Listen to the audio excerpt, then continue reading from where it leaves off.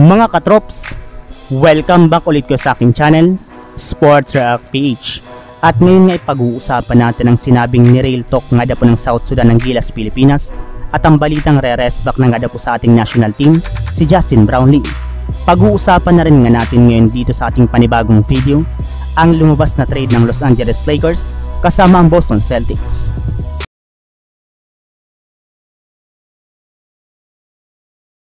Bagamat man nga po nabaon na sa 0-4 ang Gilas Pilipinas sa FIBA World Cup, ay may mga positibong bagay pa rin nga daw po ang nangyari sa kanilang huling laro. Ayon nga po sa naging pahayag ng point guard ng South Sudan si Carlik Jones, isa nga daw po sa mga napansin niyang player sa Gilas Pilipinas ay si Renz Abando, gayong napakahigpit at napaka-pisikal nga po itong dumepensa. Sa katunayan, ilang beses nga po nitong nasupalpal ang kanyang tira, pero hindi rin naman nga po ito naging rason para ipakita ang kanyang laro, bagkus kinailangan lamang nga po nilang gumawa ng adjustment upang manalo sa kanilang game. Maliban rin nga po dyan ay napansin na rin naman nga po niya na napakaingay nga daw po talaga ng Filipino crowd simula umpisa ng kanilang laban, which is nakakatuwa rin naman nga po na makita. Samantala, pumunta naman tayo sa ating sunod na pag-uusapan sa balitang re-rest back na nga daw po si Justin Brownlee sa Gilas, Pilipinas.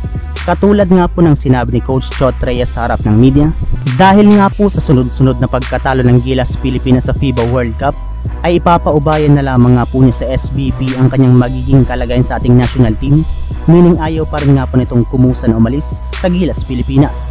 Pero kahit na ganon ay may lumabas nga po na balita ngayong araw na hindi na rin naman nga daw po magtatagal ang pananatili ni Chot Reyes sa ating national team. Sa katunayan, inaasahan na nga po ni si Coach Tim Cone na ang mangunguna sa Gilas Pilipinas bilang head coach sa darating na 2023 Asian Games na gaganapin simula September 20 hanggang October 8 sa China.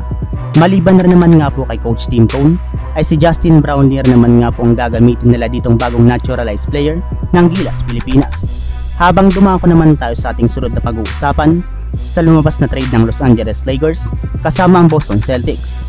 Ayon nga po sa binulgar ni Zach Buckley ng Bleacher Report, dahil nga daw po sa patuloy na pagtatamo ng injury ni Anthony Davis, ay maaari na nga daw po itong i-trade ng Lakers papunta sa Boston Celtics upang makuha lamang nila si Jaylen Brown at Robert Williams III na maaari nga po nilang gamitin para mapalakas nila ang kanilang lineup sa mga susunod na taon sa NBA.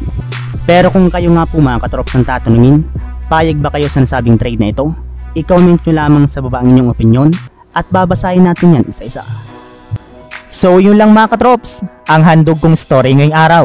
Sana nag-enjoy kayo, please like and subscribe my YouTube channel, Sports React PH, para sa iba pang story at update patungkol sa NBA. Kita-kits muli sa ating susunod na video.